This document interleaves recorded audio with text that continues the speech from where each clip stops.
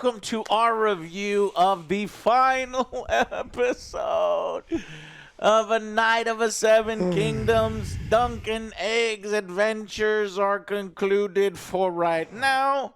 Obviously, HBO is going to continue this, I'm pretty damn sure, in a season 2. It's been doing great. Hopefully a season 3. We'll see if it gets beyond season 3. But this episode, the 6th and last episode, really good. Again, I'd probably give it its 9-10 territory. There's one thing that bothers me in it, and I'm thinking the boys are going to say the same thing.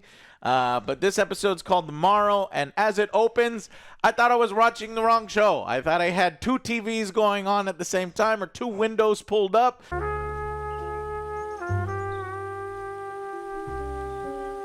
Because there was fucking jazz music playing. I was like, oh, jazzy. I was like, what the hell is this? I kept looking for where else on my computer this is playing from.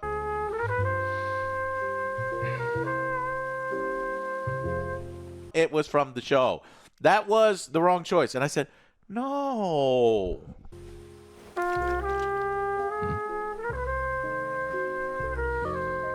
No. And then, at the end of the show, they end it with a contemporary song. A fucking song. I'm like, no! Fuck is he?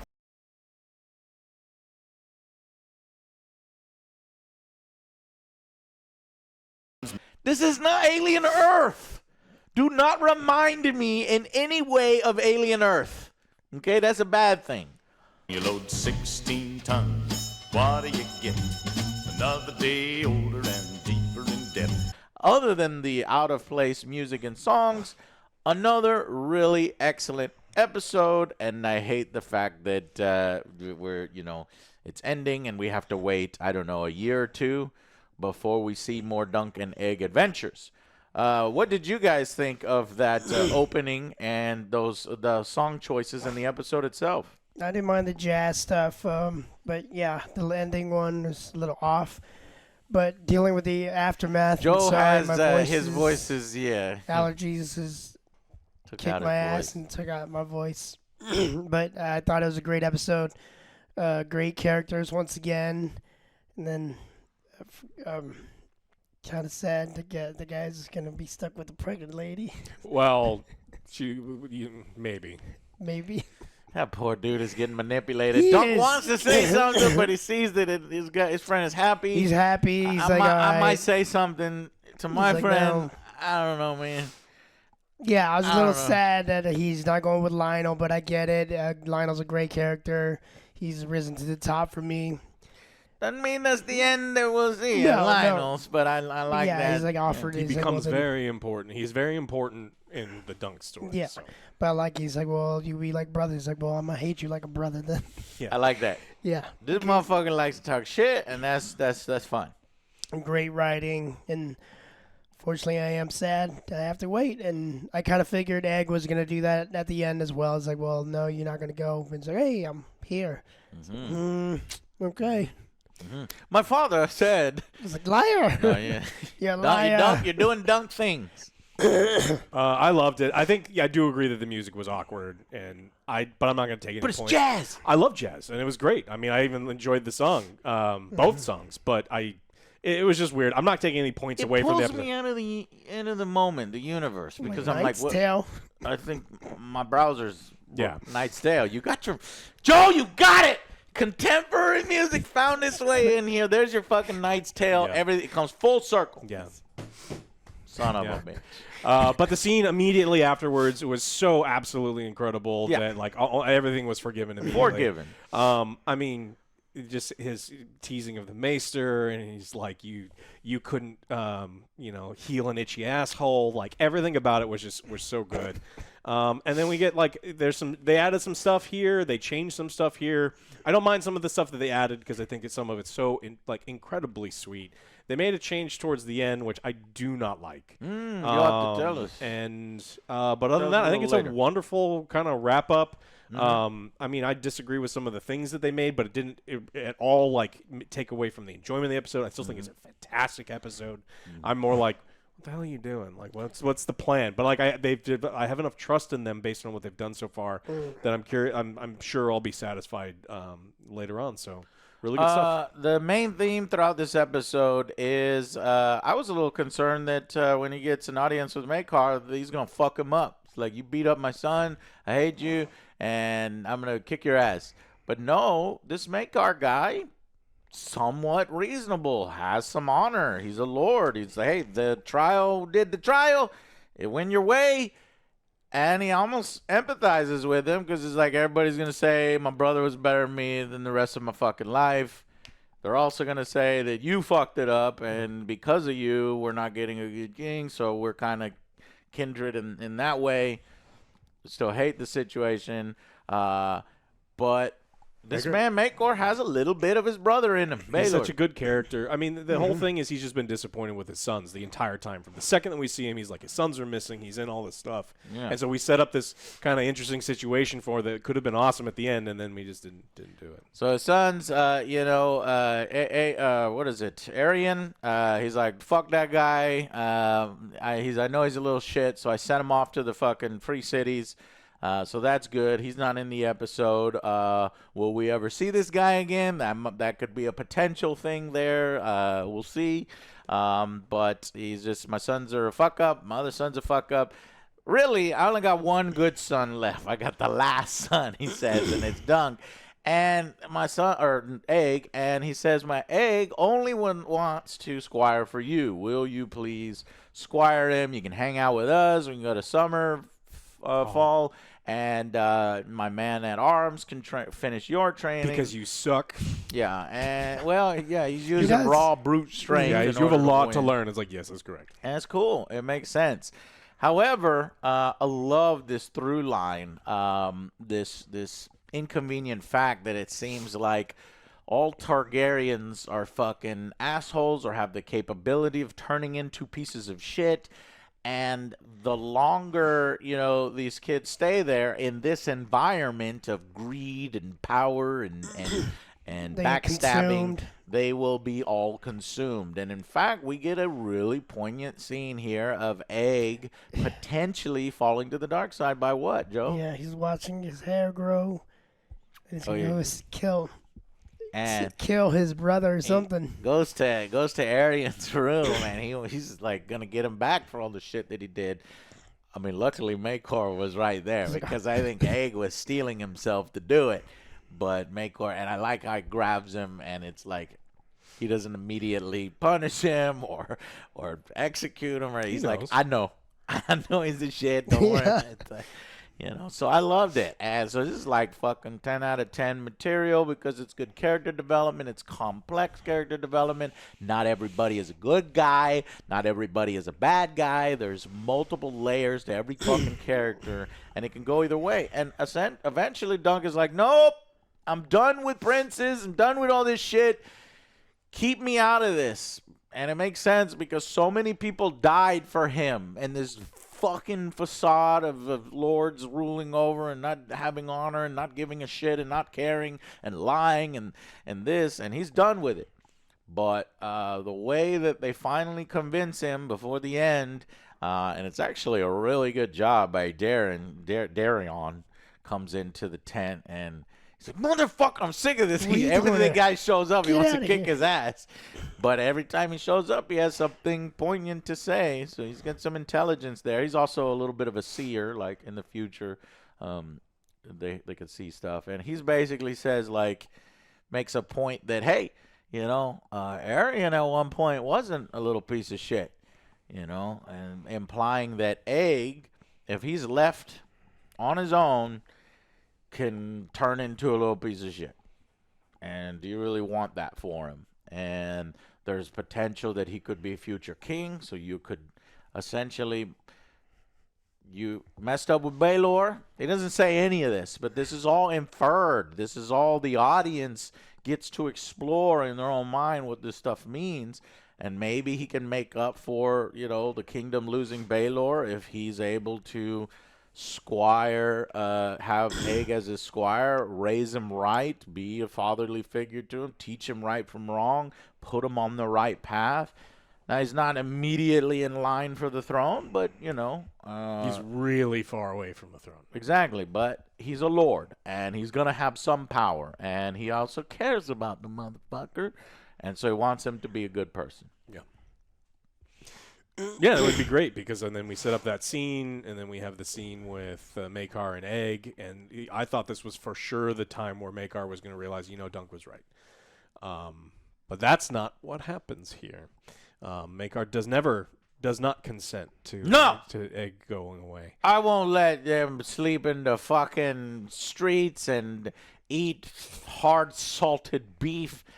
And I like Dunk's reply. He's like, yeah, well, or the fact that Aryan has never slept in a ditch and he's still a piece of shit. Yeah. And your motherfucker is, eating raw meat and shit, and that doesn't change anything. In fact, it's actually good for them. So I think he plants the seed that, Dunk is right, but it doesn't work. Maekar's like, nah, and then later on, you even see at the end, he's fucking pissed. He's like, where's Egg? Where's Aegon? What the fuck is he? Aegon! Now, I don't think he's going to start another trial of 7 where fucking Dunk captures Egg and he claims that he kidnapped Egg.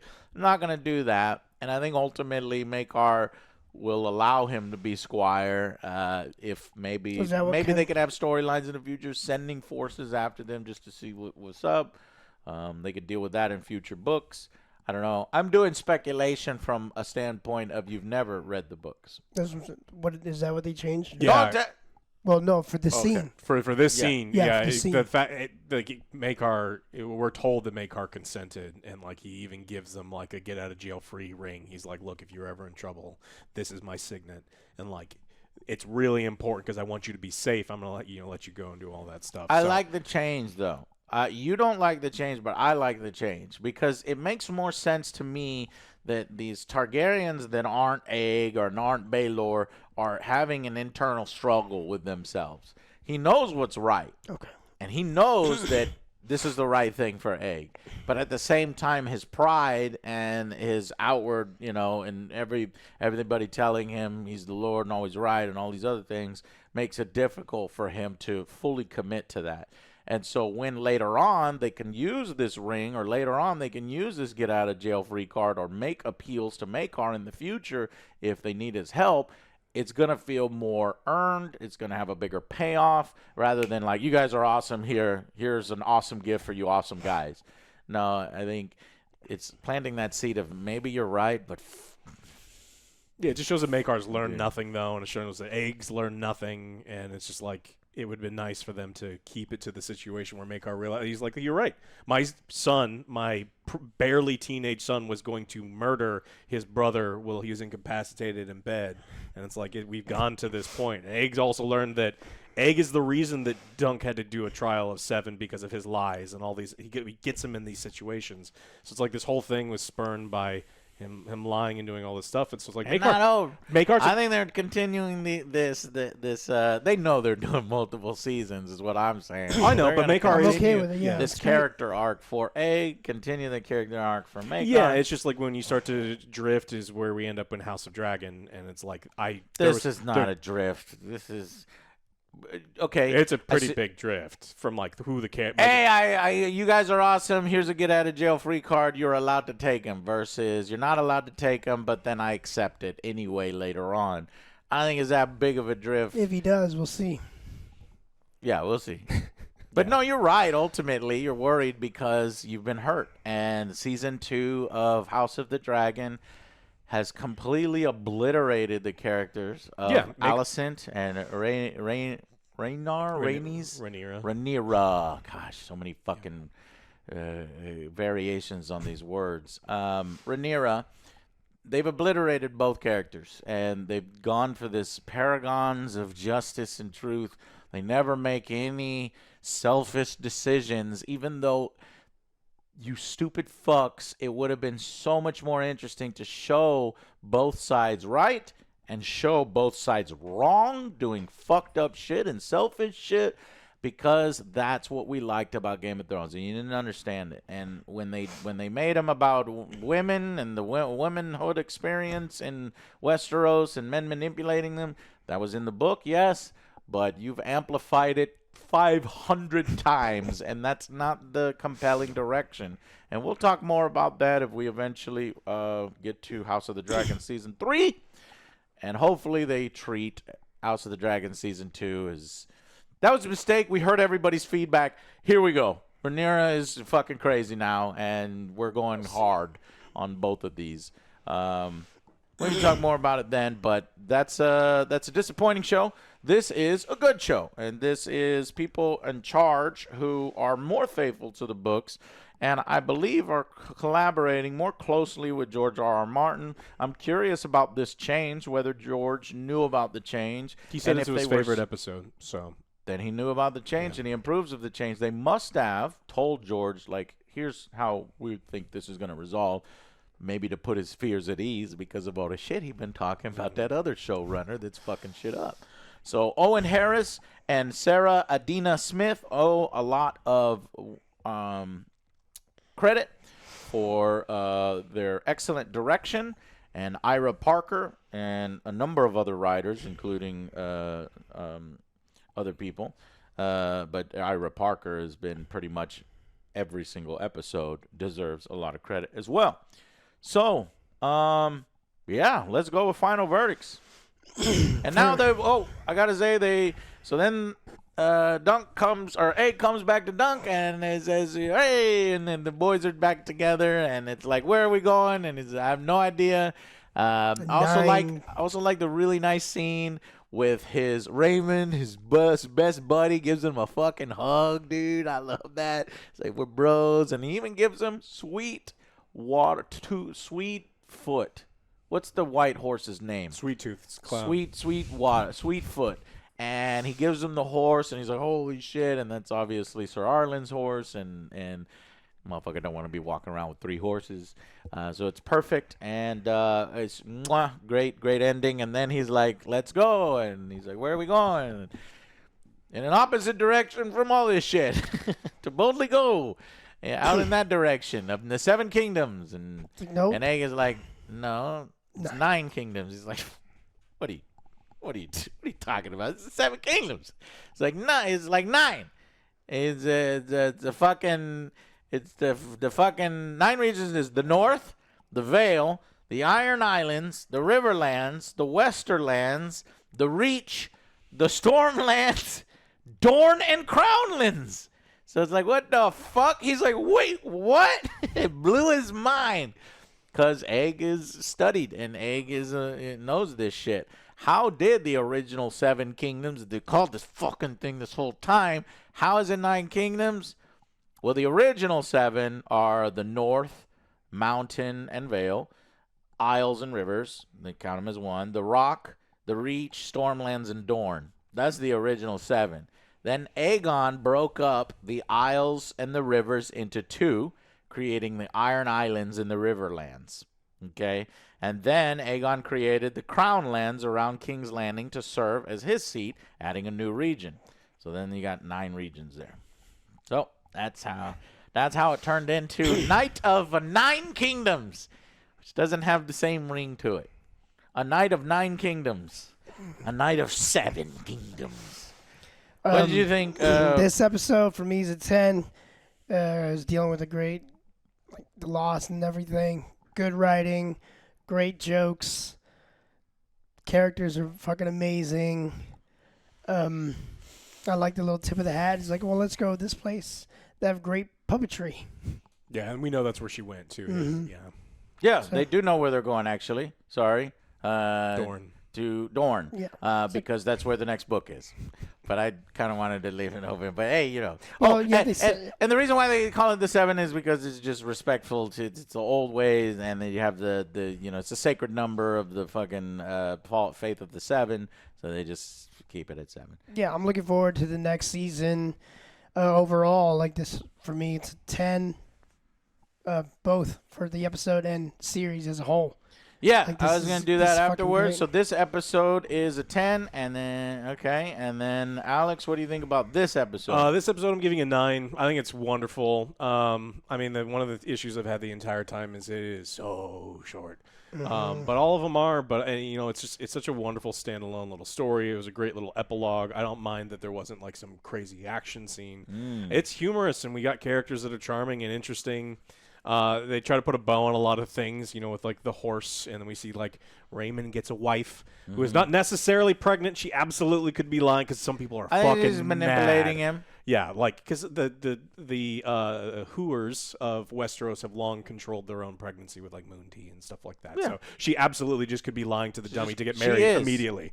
So She's not pregnant. so- Stupid idiots. She wouldn't know that in literally hours after they have sex. She's just saying it to manipulate. or she thinks she could think she's pregnant from the redhead guy, and you know whatever. But you know, everything with him was just so sweet and endearing. You know. Well, I guess we'll talk about like overall changes with the story, but like it's really good. It's really good. 9 out of 10. Yeah, the contemporary music bothered me, but everything else, and I feel like I can forgive that. 10 out of 10, but I just don't want that to continue. I don't want season 2 to have jazz music at the beginning and contemporary music.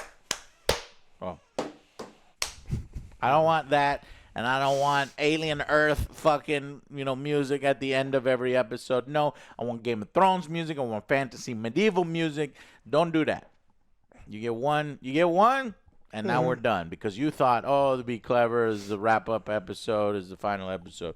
So originally we were going to get potentially 3 seasons. They didn't approve 3 seasons. I think we've approved 2 seasons. Actually, officially, I don't even know if they've done it, but I'm sure they will because it's been a success. So the books right now, the Hedge Knight, the Sworn Sword, and the Mystery Knight. So you can expect 3, and then George R. Martin saying, I got 10 more stories, and I gotta write more Dunk and Egg. He keeps saying, I have to write more Dunk and Egg. He's like, bro, you need to finish the first fucking series. He's like, no, I'm not interested in it. It's like, fuck you then. All right. So we're going to Dorne. Because that's where the fucking sworn sword takes place. Tall and so lady. we'll probably get 1 season for every book. So the Sworn Sword is next for season 2. And then the Mystery Knight will be for season 3. Hopefully they film at the same time, or like pretty close at the same time. That would be cool Yeah. if they can get approved for both. I think the success of this proves that they should. The limited budget of this proves that they should. I will bring you more information as soon as we know it with regards to that. But right now, we'll see. Yeah. Okay. Anything else? Yes. I gave it a 10. For the whole series? Yes. Oh, yeah, the whole series. So that was a 10 for the episode. Now let's do the entire series. Obvious 10. Anything else? No. Yeah, I agree with the 10. I mean, this is I don't like when someone's like, "Are you a Game of Thrones fan?" No. The original series turned out so bad that it's to the point where I can't even watch the previous seasons because they will mention something and go, "Oh, hey, this storyline goes nowhere," or "Hey, this storyline ends in the stupidest way possible." So it's like I don't like the original Game of Thrones. I don't like the way House of Dragon's working, and even with all the things working against it, where I'm not fascinated with the universe anymore, this is just good stuff. It's charming characters, it's interesting situations. There doesn't have to be dragons and dragon fire and all of this other stuff to happen, and it just to be something that I want to watch. Things are a little short episode-wise, but these are short little novellas, and so it kind of makes sense. And more, it's probably just greed. I want to watch more because I like it, and there's nothing wrong with, I'd rather it be a little too short than to overstay its welcome. So in the end, I'm willing to kind of forgive some of those things. They also did a good job with the source material. They made a couple minor changes. None of it's to the point where it's I'm not liking the characters or things, and they drop all sorts of fun little hints. Like in this episode, they talk about, "Hey, you ever been to Tarth?" And that that's a fun little thing that you do a lot of reading and you figure out what some of these Brienne things are. Yeah, is related to Dunk. Yeah, Or potentially. potentially. His Not shield is in confirmed. her armory. It's not confirmed. Yeah. All right, but what has been confirmed, I looked it up. Season 2 is greenlit. That was greenlit in November 2025. So they're already working on season 2, expected to arrive in 2027. So they're working really hard to get it done quick. There's been no approval on a season 3. Assumedly, there will be. And then showrunner Ira Parker confirmed that George R. R. Martin has talked with him and said he has potential outlines for up to 12 more stories, not 10. But I was like, 12 including the 3 that are already out, or 12 not including the 3 that are already out, 15 stories of Dunk and Egg. That's what I heard don't is think we 15. can give 15 stories of Dunk and Egg. I don't think I want another 12 seasons of this after 3 seasons, 15 seasons of Dunk and Egg. Dunk's no. gonna be 45 So years old. What you can do is you can condense some of these and do 2 books in 1 season if you want to keep it going. But let's not stretch it out too far. The books can be the books. The show can be the show. I don't think people want 15 seasons. Yeah. All right, but I'm good. I think a good number is 3 seasons, the books that are already out, and then we'll talk from there because that's what's published. Maybe these ideas that he has are not very good. Dunk goes to the latrine. I We already saw that. That was in episode 1. That's right. Dunk goes to the. Dunk's No, he scared doesn't use a stupid. latrine. Anything's latrine. Anything is a latrine when you gotta go. Yeah. It's the Ernest movies. Yeah. Yeah. So obviously, I think it can be 4 seasons because you can do the 3 published materials and then you can do their fate at the end, right? But how many seasons do we want in between there based upon these stories that George is going to come up with?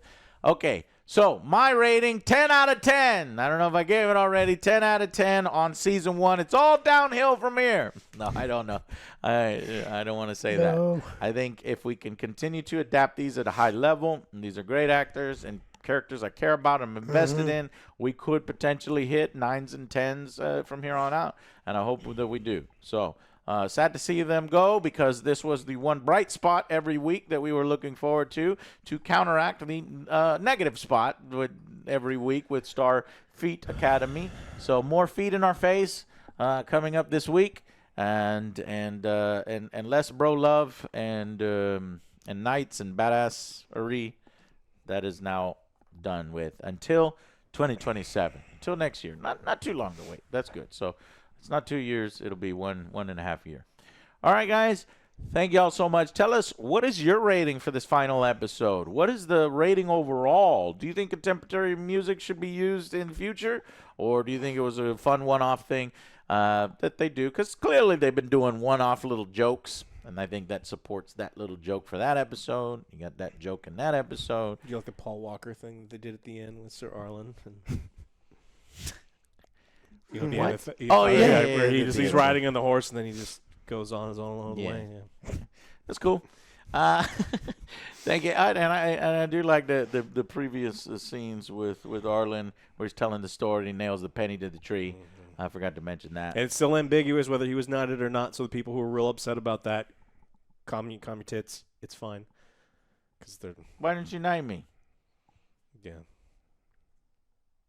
A knight always finishes the story. Yeah. All right. I don't even know if that really happened. He might have been dead, and maybe Dunk was just seeing him and wake back up and say, I finished the story. I don't know. It's left to interpretation. Or maybe he really did it because that old fucker is a tough man and he is. not died. Then he died right after that. Or he knighted him right after that. I don't know. All right, guys. Thank you so much for watching, and we'll see you on the next Angry Joe Show. Bye, guys.